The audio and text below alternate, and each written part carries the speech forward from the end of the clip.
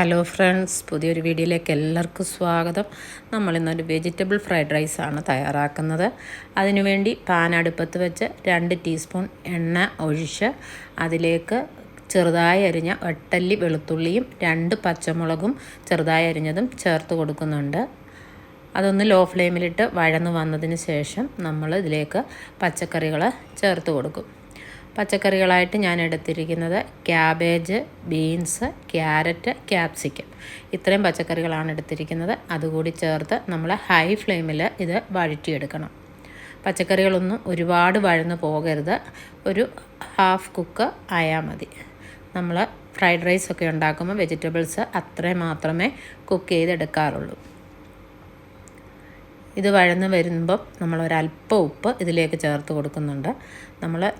കാരണം നമ്മൾ നേരത്തെ തന്നെ റൈസ് ഒരു കപ്പ് റൈസ്, ബസ്മതി റൈസ് നമ്മൾ 20 മിനിറ്റ് സോക്ക് ചെയ്ത് വെച്ച് ഉപ്പ് ചേർത്ത് വേവിച്ച് വെച്ചിരിക്കുകയാണ്. അപ്പം നമ്മൾ ഇതിനു വേണ്ടി മാത്രമുള്ള ഉപ്പ് ചേർത്ത് കൊടുത്താൽ മതി.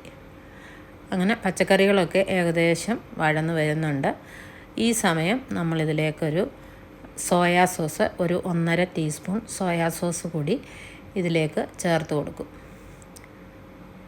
ആ സോയാ സോസ് ചേർത്ത് കൊടുത്തു കഴിഞ്ഞാൽ പിന്നെ നമ്മൾ റൈസ് ചേർത്ത് നന്നായിട്ട് ഇളക്കി എടുത്തു കഴിഞ്ഞാൽ നമ്മുടെ വെജിറ്റബിൾ ഫ്രൈഡ് റൈസ് റെഡിയാകും.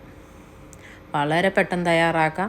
കുട്ടികൾക്കൊക്കെ രാവിലെ ടിഫിൻ തയ്യാറാക്കണമെന്നുണ്ടെങ്കിൽ വൈകിട്ടേ ഇച്ചിരി റൈസൊക്കെ കുക്ക് ചെയ്ത് ഫ്രിഡ്ജിൽ വെച്ച് കഴിഞ്ഞാൽ നമുക്ക് പെട്ടെന്ന് ഇത് തയ്യാറാക്കി എടുക്കാവുന്നതാണ്. അല്പം കുരുമുളക് പൊടി കൂടി ചേർത്ത് കൊടുക്കുന്നുണ്ട്.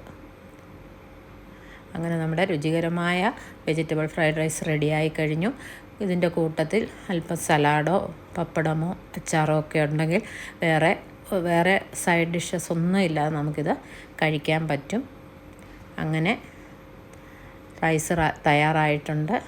ഇനി ഒരു പുതിയ വീഡിയോയുമായി കാണും വരെയും ബൈ ബൈ.